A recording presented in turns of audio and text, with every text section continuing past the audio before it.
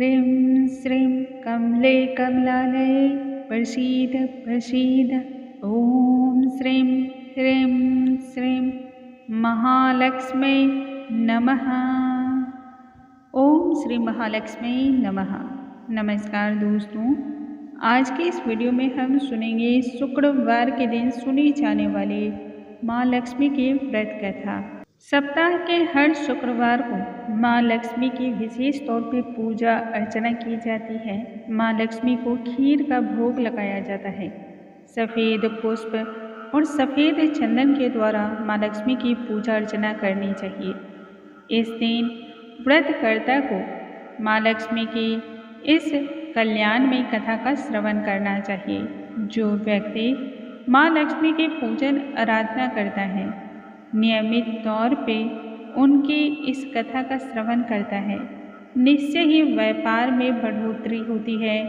धन धान्य सुख संपदा सभी प्रकार की संपन्नता, भोग और विलास से संबंधित सभी सुख प्राप्त होते हैं। इसलिए प्रत्येक मनुष्य को शुक्रवार को माँ लक्ष्मी की यह व्रत कथा अवश्य ही श्रवण करनी चाहिए। आइए हम सुनते हैं शुक्रवार के दिन सुनी जाने वाली माँ लक्ष्मी की व्रत कथा। जय माँ लक्ष्मी, जय महालक्ष्मी। एक नगरी में बहुत सारे लोग रहा करते थे। सभी लोग अपने अपने कार्यों में लगे रहते, मानो किसी को किसी की कोई परवाह ही नहीं थी। भजन कीर्तन, भक्ति भाव, दया माया, परोपकार, दान पुण्य जैसे संस्कार तो बिल्कुल मानो खत्म ही हो गए थे।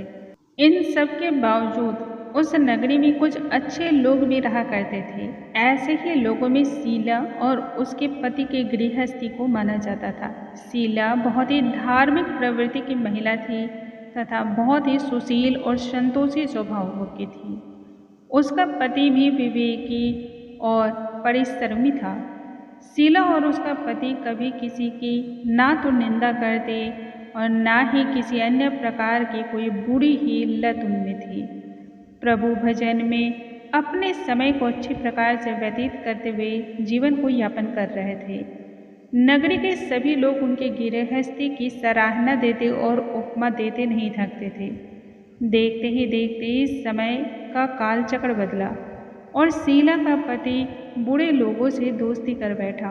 जल्द से जल्द करोड़पति बनने के ख्वाब में गलत रास्ते पर चल पड़ा। फलस्वरूप वह करोड़पति तो बना नहीं बल्कि रोडपति जरूर बन गया। रास्ते पर भटकते हुए भिखारी जैसी उसकी स्थिति हो गई। कभी कहीं और पड़ा रहता तो कभी कहीं और।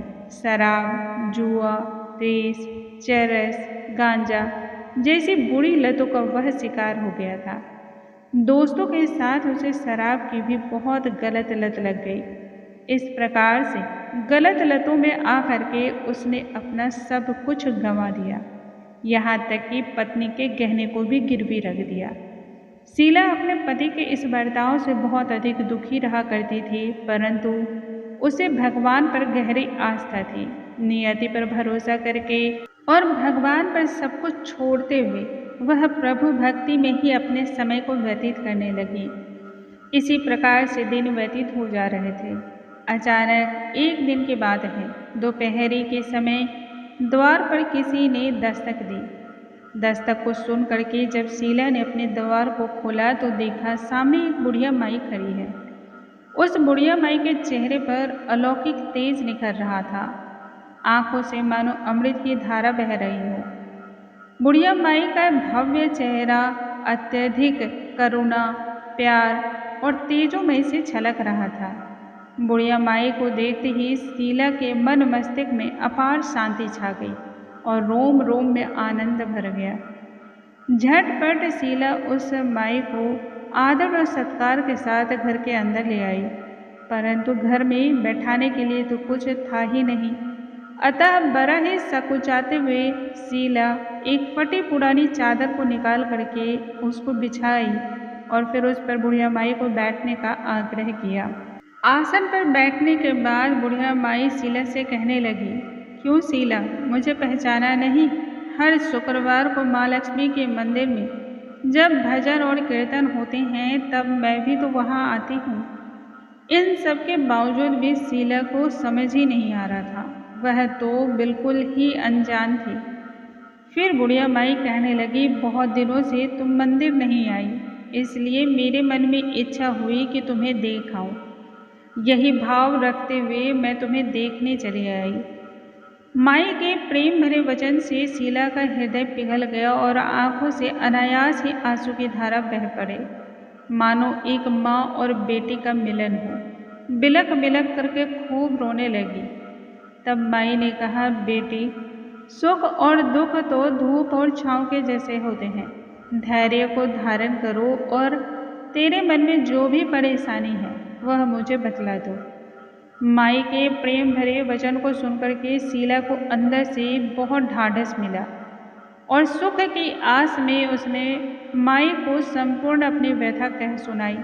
शीला की बातों को सुनने के पश्चात माई ने कहा, शीला, कर्म की गति बड़ी ही न्यारी होती है। हर इंसान को अपने कर्म के फल स्वयं ही भुगतने पड़ते हैं, परंतु अब तुम्हें चिंता करने की कोई आवश्यकता नहीं है। तूने अपने कर्म का भुगतान कर लिया है। अब तुम्हारे सुख के दिन आएंगे। तू तो माँ लक्ष्मी की परम प्रिय भक्त है और माँ लक्ष्मी प्रेम और करुणा के अवतार हैं। सदैव अपने भक्तों पर ममता बरसाने वाली माँ लक्ष्मी की तू व्रत कर, पूजा, व्रत, अर्चना, उपासना, भक्ति कर। निश्चय ही सब कुछ ठीक हो जाएगा। शीला ने पूछा, तब माई, मुझे व्रत की कोई विधि मालूम नहीं है। तब बुढ़िया माई ने वैभव लक्ष्मी व्रत की संपूर्ण विधि शीला से कह बताई। माई ने साथ ही कहा, बेटी, माँ लक्ष्मी का यह व्रत बहुत ही सरल है। इसे बहुत जगहों पर वरद लक्ष्मी व्रत या वैभव लक्ष्मी व्रत के नाम से जाना जाता है। इस व्रत को करने वाले सभी भक्तों की मनोकामनाएं पूर्ण होती हैं। धन, धान्य, सुख, संपत्ति और ऐश्वर्य की प्राप्ति होती है। शीला को यह सुनते ही अंदर से आनंद से अनुभूति हुई। उसी क्षण शीला ने आंखें को बंद करके संकल्प लिया मन ही मन कि वह निश्चय ही वैभव लक्ष्मी व्रत को करेंगी। जैसे ही उसने आंखें खोली तो वह हैरान रह गई, क्योंकि सामने कोई नहीं था। वह असमंजस में पड़ गई कि बुढ़िया माई कहाँ गई।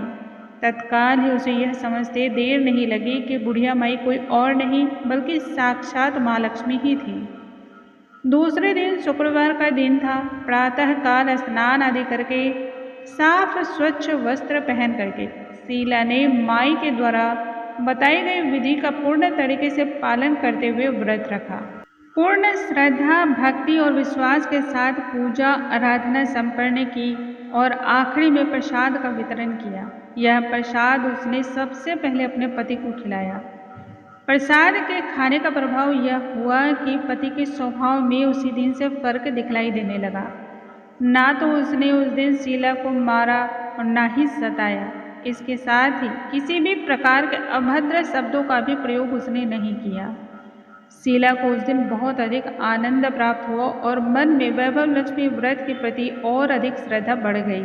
इस तरह से शीला ने पूर्ण भक्ति भाव के अनुसार 20 शुक्रवार तक का व्रत संपन्न किया।